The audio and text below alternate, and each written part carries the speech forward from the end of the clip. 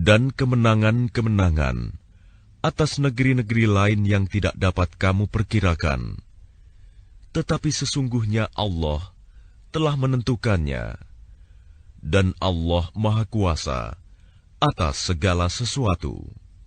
Dan sekiranya orang-orang yang kafir itu memerangi kamu, pastilah mereka akan berbalik melarikan diri, kalah. Dan mereka tidak akan mendapatkan pelindung dan penolong. Demikianlah hukum Allah yang telah berlaku sejak dahulu. Kamu sekali-kali tidak akan menemukan perubahan pada hukum Allah itu. Dan dialah yang mencegah tangan mereka dari membinasakan kamu, dan mencegah tangan kamu dari membinasakan mereka di tengah kota Mekah.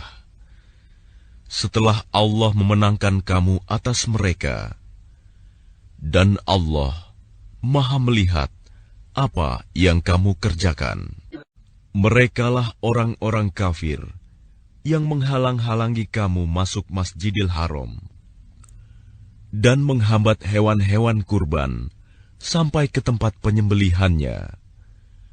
Dan kalau bukanlah karena ada beberapa orang beriman laki-laki dan perempuan yang tidak kamu ketahui, tentulah kamu akan membunuh mereka yang menyebabkan kamu ditimpa kesulitan tanpa kamu sadari.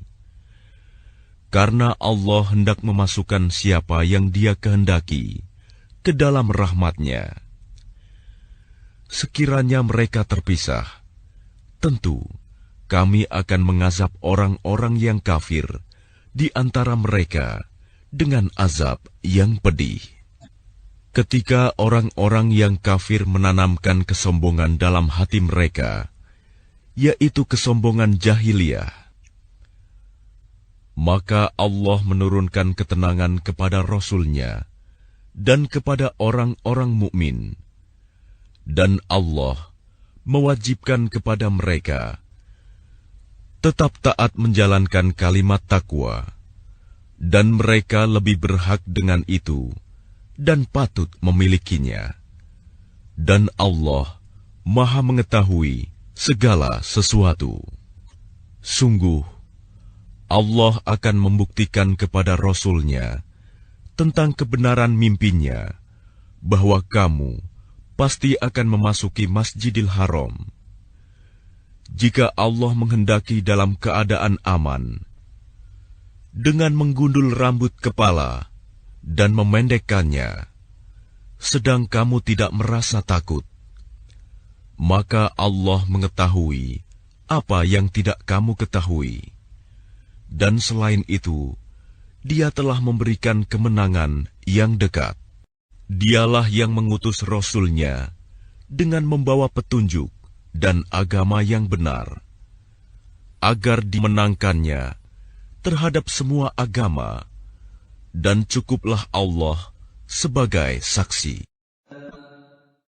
Muhammad adalah utusan Allah, dan orang-orang yang bersama dengan dia bersikap keras terhadap orang-orang kafir, tetapi berkasih sayang sesama mereka.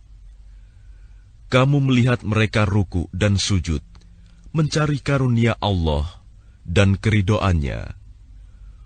Pada wajah mereka tampak tanda-tanda bekas sujud. Demikianlah sifat-sifat mereka yang diungkapkan dalam Taurat, dan sifat-sifat mereka yang diungkapkan dalam Injil, yaitu seperti benih yang mengeluarkan tunasnya. Kemudian tunas itu semakin kuat, lalu menjadi besar, dan tegak lurus di atas batangnya. Tanaman itu menyenangkan hati penanam-penanamnya, karena Allah hendak menjengkelkan hati orang-orang kafir dengan kekuatan orang-orang mukmin. Allah menjanjikan kepada orang-orang yang beriman dan mengerjakan kebajikan di antara mereka ampunan dan pahala yang besar.